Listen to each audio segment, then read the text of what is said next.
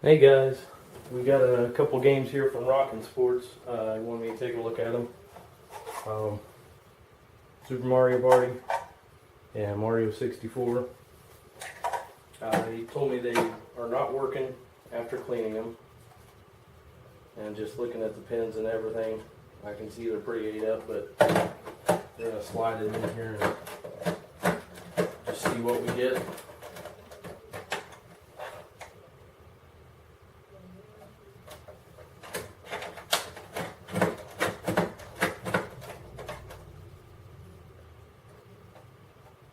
Alright, so Mario 64 is dead. Pins on it look pretty terrible.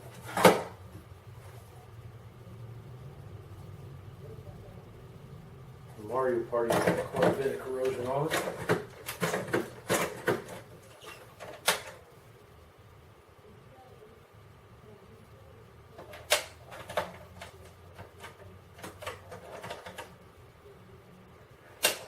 Alright, so they're not working. And I picked up some donor carts while I was there. Before we start doing any board work, I want to make sure our donor carts work so we can have a good replacement. Okay. Just make sure we got a working board if we end up having to do any swapping. That's good.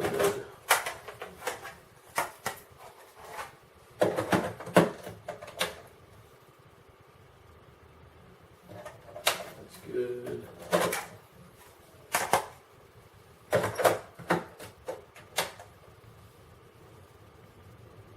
That one's good. Okay, so all of our donor carts are good. Picked up a couple of NFL Club, Quarterback Club 99s, NFL Quarterback Club 98, and All-Star Baseball 99. So we'll see. I'm pretty sure these boards will match up with these games. Thanks to the guys on Fix-A-Fill. The two fills, they're awesome.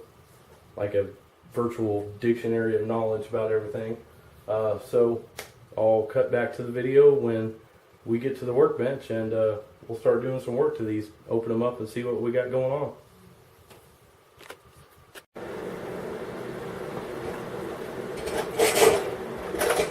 Alright, so we're back. We're out here at my workshop.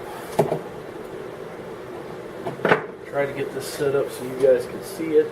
To open these up, of course, you need a game bit screwdriver. I can't remember where I picked these up. I think it was Amazon, but they were, they were only a couple bucks or something. Pretty nice screwdrivers.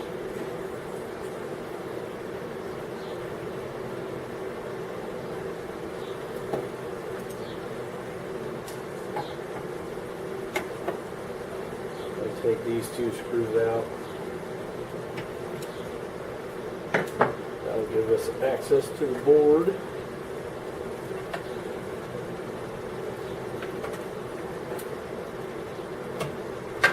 Clean that case up too, that's pretty nasty looking. This also has two small Phillips head screws in it.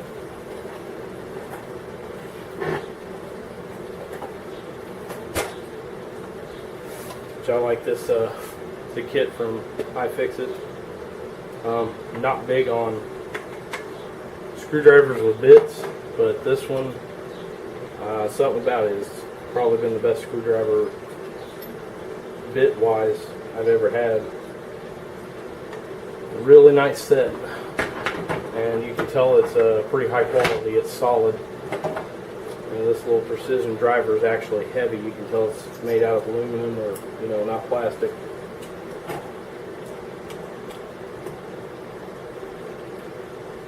And I can see already that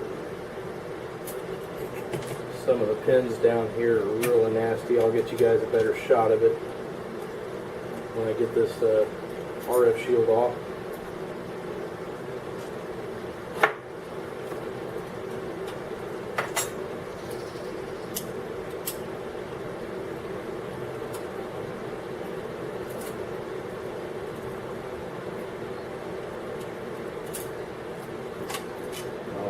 had water or something on it. There's a little bit of rust in here.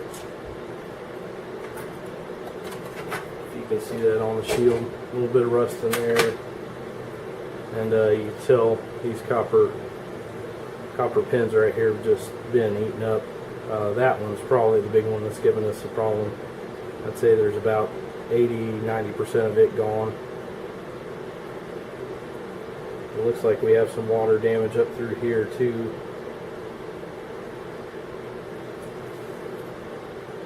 And the back actually doesn't look very bad. So they must have spilled something up here and it just ran onto the board. But we're going to work on, I'm going to go ahead and pull these three out just in case. And we're going to get these three out of here. And we'll see if we can't get them to work again.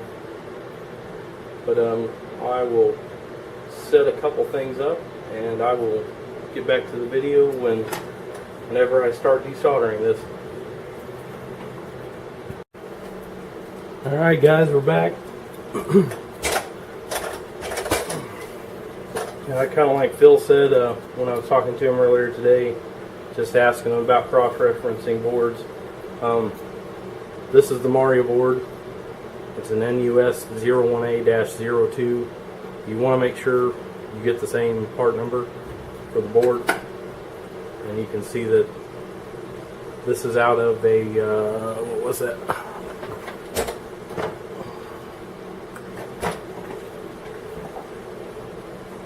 NFL Quarterback Club 99. It is a very good looking board. Super clean. Probably didn't get played that much. But yeah, the terminals on are super clean. All the chips on here look really good. So I think this will be a good donor. I'm gonna get this set up.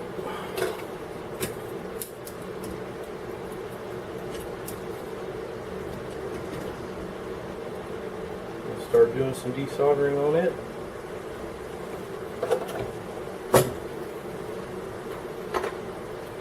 Something a lot of people don't think about when they're desoldering is flux. I know, especially when I was starting out, you know, I didn't think much of it because, you know, you use flux when you're setting up a new board. But kind of learned that flux really helps all around. And I posted this in the group here a while back, but go ahead and put it on video. I use this Amtech NC559 V2-TF. It's like a cream flux. I don't like paste. I used paste for a long time. I used this stuff from Radio Shack, and it just, I don't know.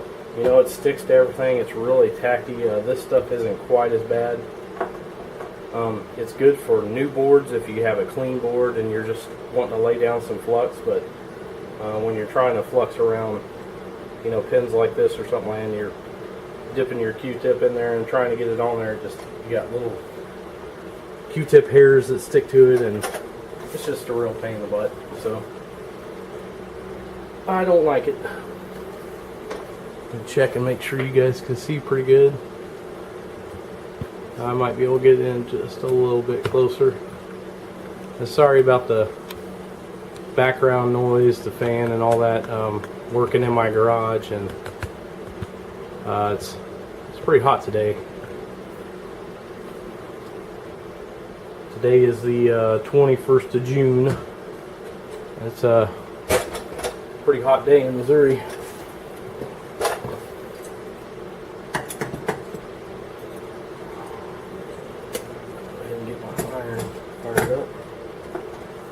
What I like to do is go ahead and lay down flux on all these pins. Some people might say that's too much, but I don't know. This stuff just works like a charm.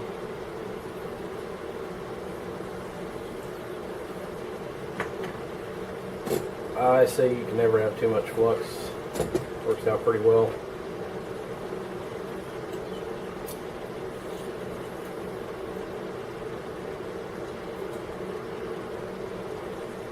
My soldering iron heat up a little bit. And then what I like to do is actually add a little bit of solder to it. It helps clean it up, and you'll see as I'm doing this, I'll try to get a close-up of it when I'm done, but you can see some of the dross and impurities floating up. I just go along here and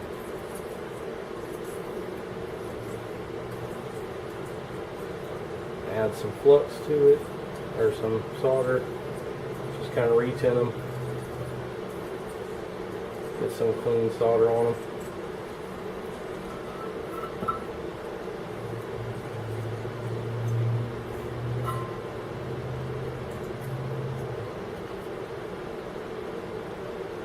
There weren't a whole lot of impurities that came out that time. I've seen worse.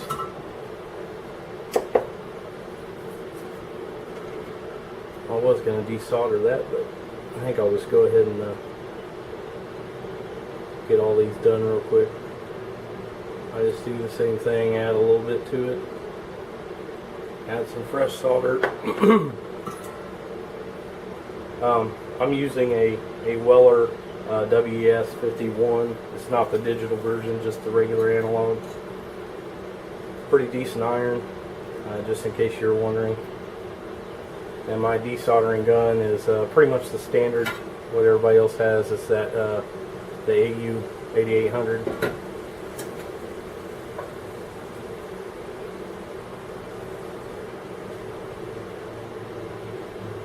go ahead and lay some more in here.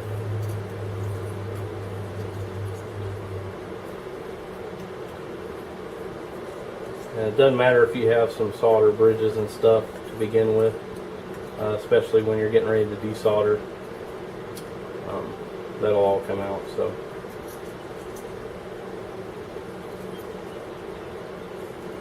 I heard Fix-It Phil talking the other day about his soldering temperatures, and I thought that was crazy. I solder way hotter than what he does. I like to set my iron right around 800, and my desoldering iron, I set it almost just a hair over 400 C. Actually, I usually try to keep it right around 400. I like to get the heat on and off really quick. Let me just make sure this isn't plugged up too before I start.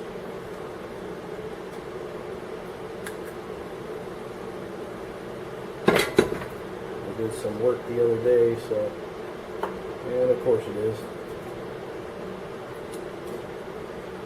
Alright, I tell you what, I'm going to empty this out and then I'll come right back.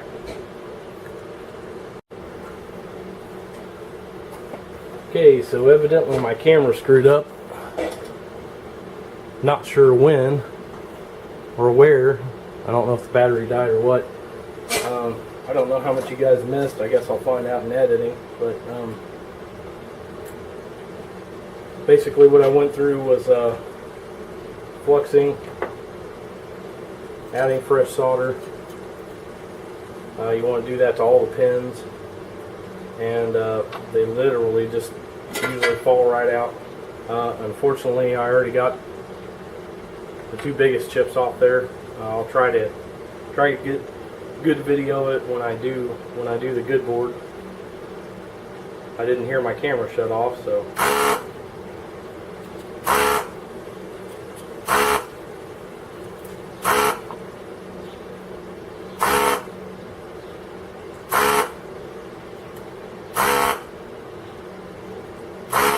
Oh, almost fell out. There it goes.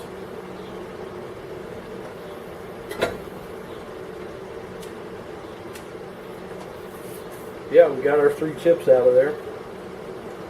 I want to go ahead and verify that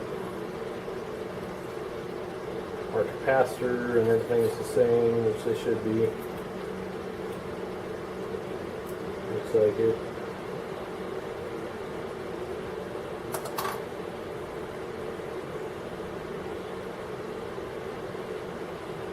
6.3 volt, 22 microfarad.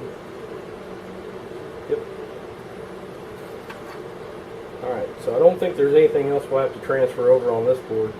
And this flux does get kind of gooey, but it's not, it doesn't feel like glue like some of the paste flux does. So I'll pitch that bad board over there. And we got our good chips right down here. Need to find something to wipe my hand off with.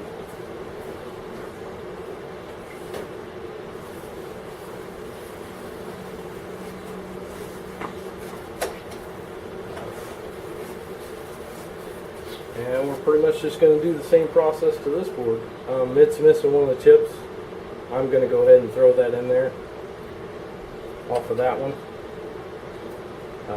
Tell you the truth, I haven't been doing this a long time, so I'm not 100% sure what the function of that one is. Let me look real quick. I know this is CIC, and that's the game, the program.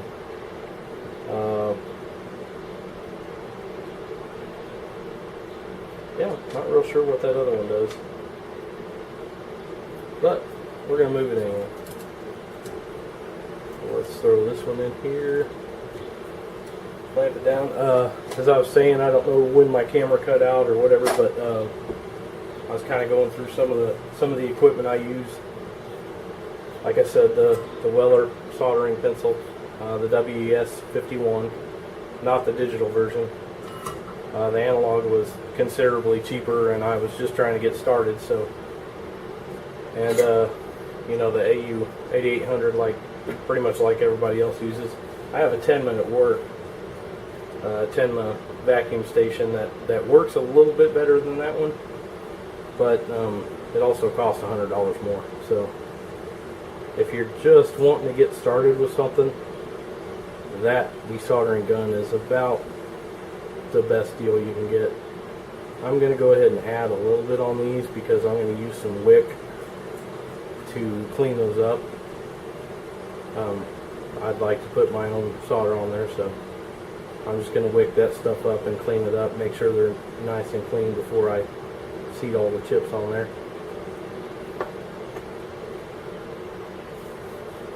Don't usually worry about chip direction because they mark their boards pretty good. Not for sure, you know, if you guys that are watching this have done a lot of board work or anything at all, but there's an outline under it, and on the outline there's a little dip in it on the side of pin 1. Most chips have a dot on pin 1.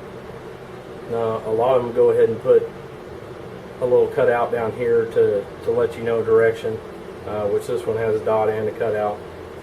That one's just got a dot, and this one on the other board just has a dot. But these boards pretty much tell you which way to go. I mean, you can kind of see right there on that one, it's got the little loop. So I got my flux on there. We're going to lay some fresh solder on it. This was a new pickup for me. A soldering reel holder. Ended up being like $6 on Amazon. Couldn't believe it. I was just going to make one, kind of like I made my little stand over there, but excuse me. I don't think I can make one for that cheap. Try to get you guys a good angle here. I like to drag solder these when I'm just trying to freshen these up. So I just come in here and kind of like that.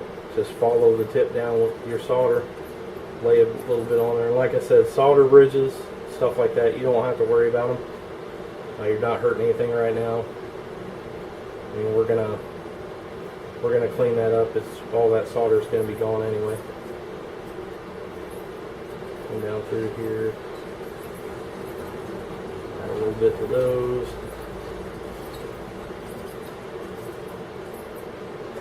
Bit to those. All right.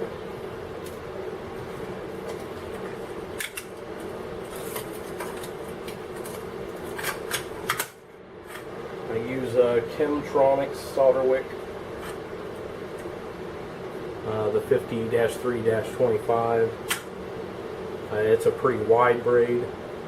I have some 50-1-21 or 25 up there on my board also.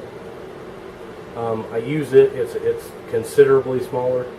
Not going to get it right now, but you may see it in a future video or something. It's good for getting, when you start, if you have to solder wick these up and you can still see solder down in there at times, it's good for, it'll actually fit in those holes, so it'll help you get that out. I'll cut the end off this, get a fresh end on it.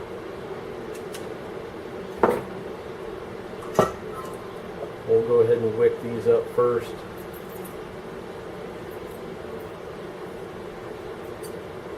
And this flux is just awesome. It just, I don't know what else to say about it.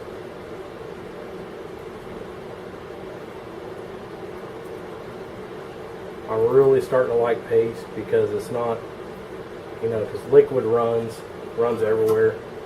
It's really messy. Like I said, the paste stuff, you have to apply it with something, which is usually Q-tips, and you end up having Q-tip pieces all over your work, and it's just a pain. But this gel stuff, it's like right in the middle. You know, it kind of works like a liquid, but it stays in place where you put it like a paste. So we'll go in here and hit these terminals, and you just work back and forth. Like I said, I desolder really hot, so I usually run my gun around 400C, and I just like it there because it seems to work a lot quicker. I like working at that temperature, even soldering sometimes. I know I'm going to put my head in your way, but I've got a little bit left up there on that. I'll just go ahead and pick that up with the wick.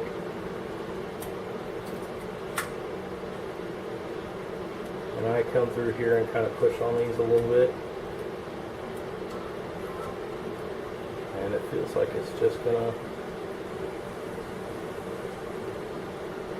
And you guys don't want to yank on these. The way I compare it is kind of like a loose tooth. You know it's going to come out, especially if it's moving. Just sit here and wiggle on it,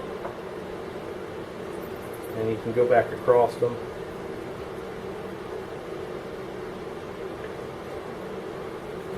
Like I said, like a loose tooth, you don't just want to rip it out.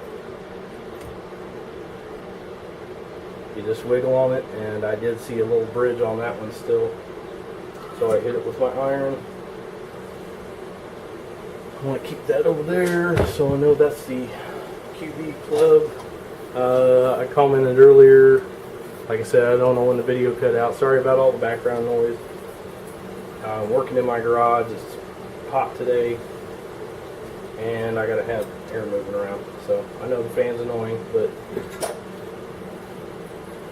I'm sweating like crazy the way it is.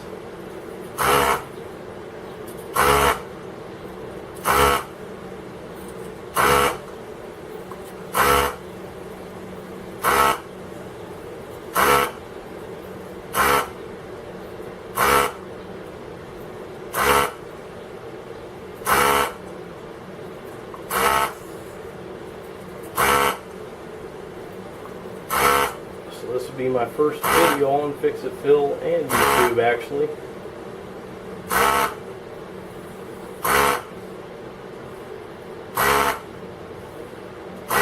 Like I said, I haven't been doing this real long. I've been doing electronics work for a little while.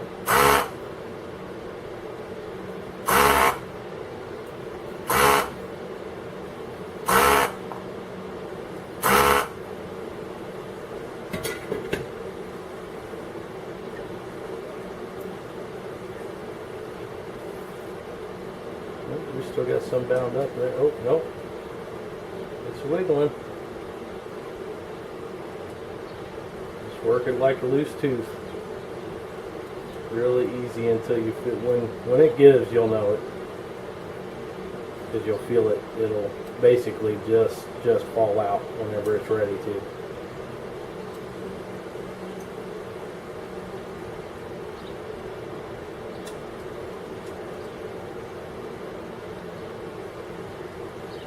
And if you guys are thinking about getting into this, you know, if you got a local retro game shop in your area, go in there and ask them if they have any old games they're going to throw away, you know. I mean, Nintendo games, N64, Super, NES, Genesis. You know, if they're broke to begin with, you can try repairing them, but I mean, if anything, it's just good practice, desoldering and soldering stuff. So.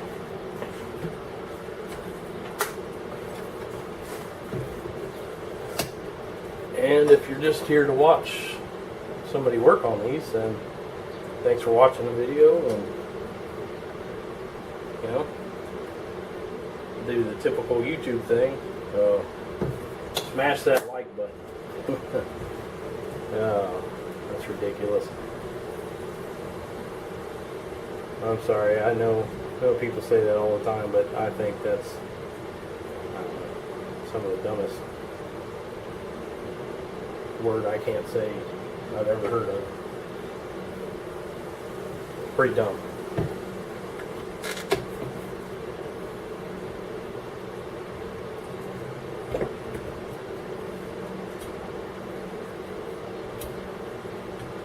I'm just going to come through here and clean some of this flux off with some alcohol and Q-tips. I see a little spike sticking up right there, so I'll get my solder wick and come along here.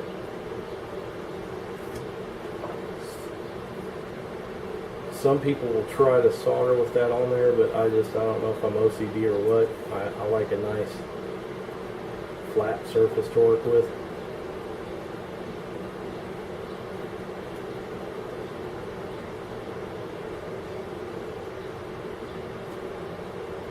Don't see any up there on those.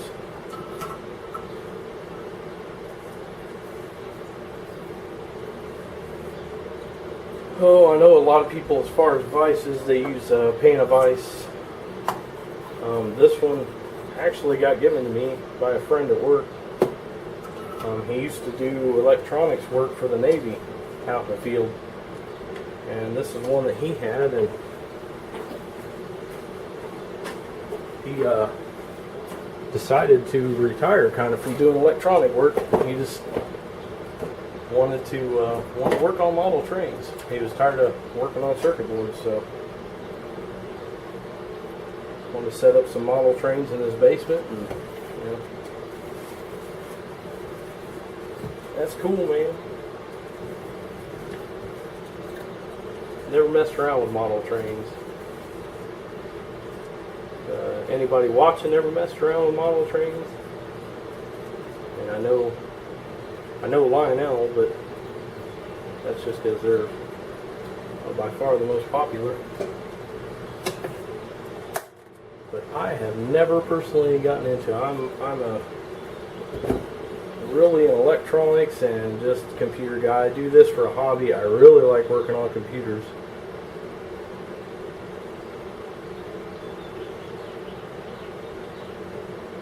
We'll lay down some more flux.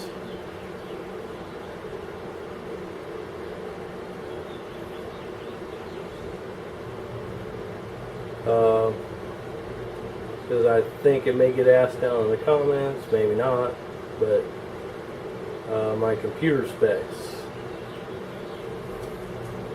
I have a Sabertooth X79. Yeah, it's old. 2013, but still a strong chipset. It's an X79, an Asus Sabertooth X79 with a 4930K I got 32 gigs of RAM and 256 gigabyte Samsung 840 Pro, I think. It's my main one. And then, you know, a couple hard drives, a couple just little hard drives in there. Just for games and stuff. Oh, what else? Corsair power supply, Corsair gaming mouse, and then I just recently picked up an EVGA GTX 1070 for the Win edition. I'm thrilled over it. That graphics card is pretty wicked.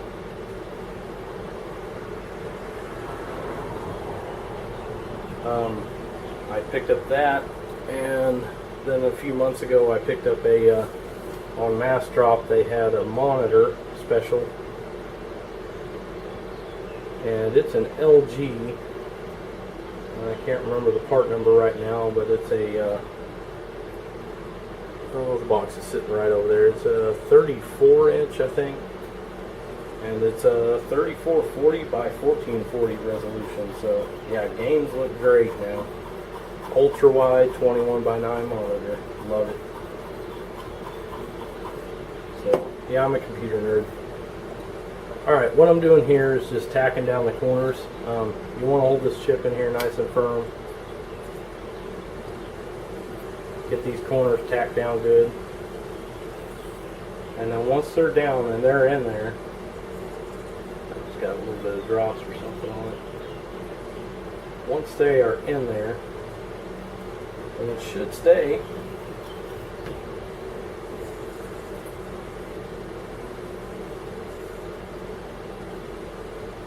and I just go ahead and hit the pins. Pull this through here. It's weird. I don't usually solder like this. I'm trying to get this on video, and it's kind of tough actually.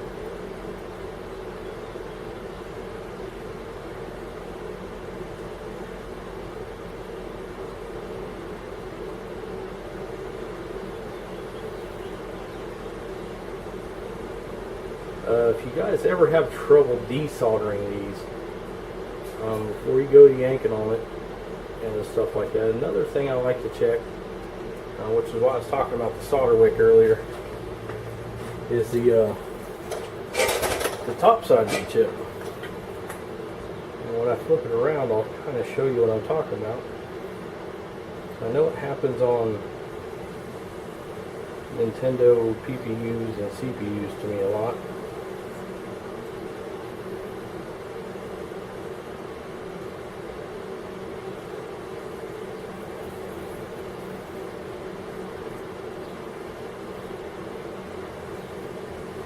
But the solder can actually leach up, especially if you have a good flux. It can leach up, and we'll see if it did on this one, toward the body of the chip.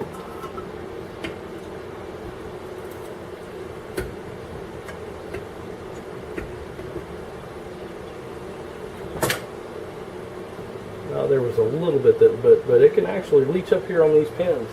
And if you're doing something big like like I said, the CPU or the PPU on a Nintendo, especially if it has a huge ground plane, man, that can give you a real headache. It can leach up there on the top side, and what I like to do is just take some solder wick and hit this top side too. You know, after I do the desoldering gun, because you might get lucky and it might pull it back through. But yeah, if it's sticking really bad, you know, just come in here with some solder wick, look around, and I don't know, you may be able to hit some pins up here on the top side and call it good. Sometimes it'll just pop right out.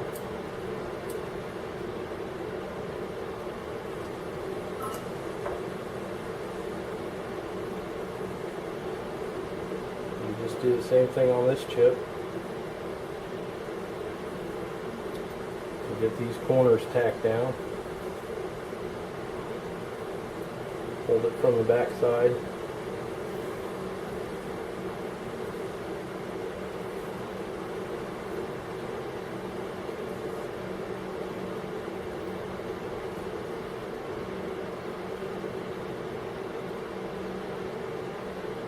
Start soldering these in. I suspect that other board was the pins on it, or the traces down there, the large traces at the bottom, but I suppose it could be the CIC chip. I'm going to go ahead and move the one over from that board to here just to see. Or I mean, I'm keeping the original with it because I don't think it had an issue. If it's still not working, I'll think about moving it over, but I think we're going to be good.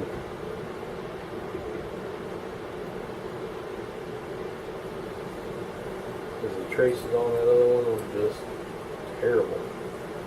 Terrible, terrible.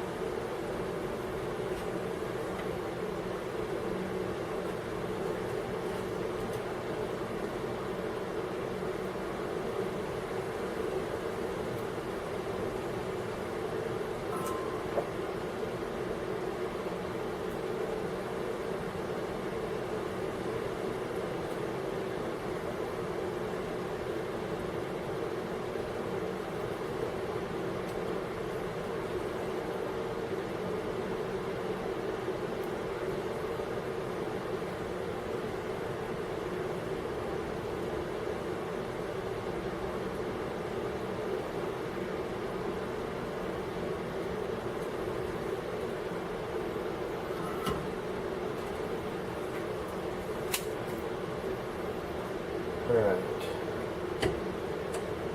so that was pretty much it. I'm going to wash this down with some alcohol real quick.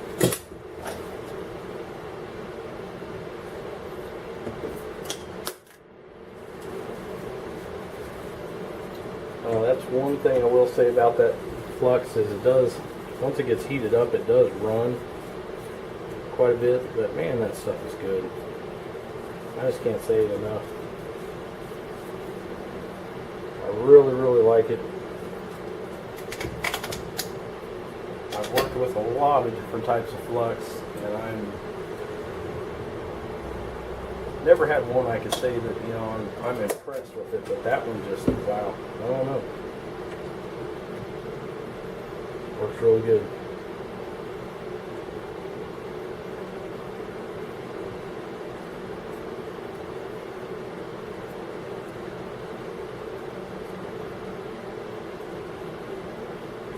A lot of people say that solder, or that solder I'm using is a no clean solder, and a lot of people, you know, say, oh, you don't have to clean that stuff up, but I don't know. It's something with, you know, pride in your work.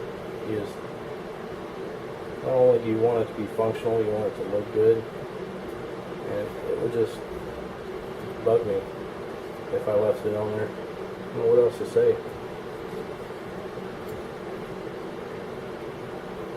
Really would bug me.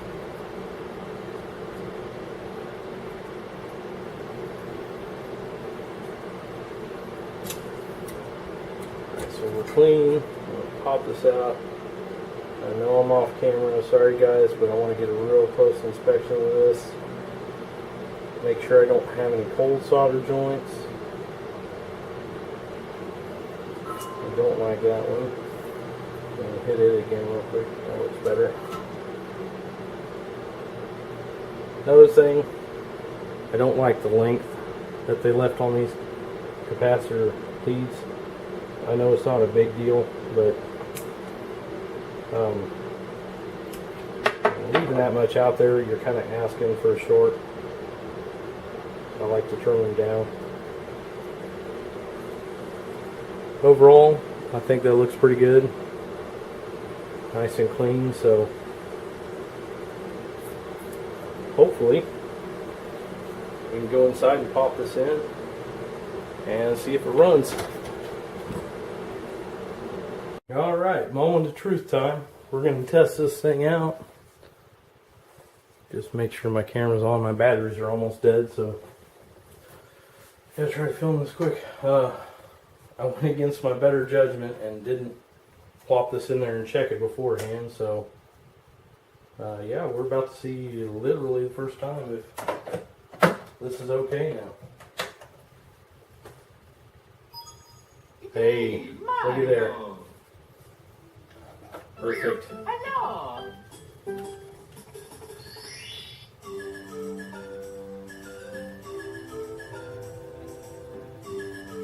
What this guy is doing. So yeah.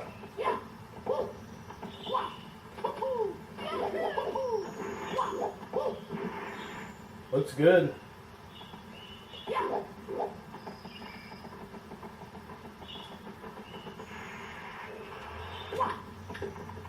don't see anything really bugging me. The thing appears to be pretty good.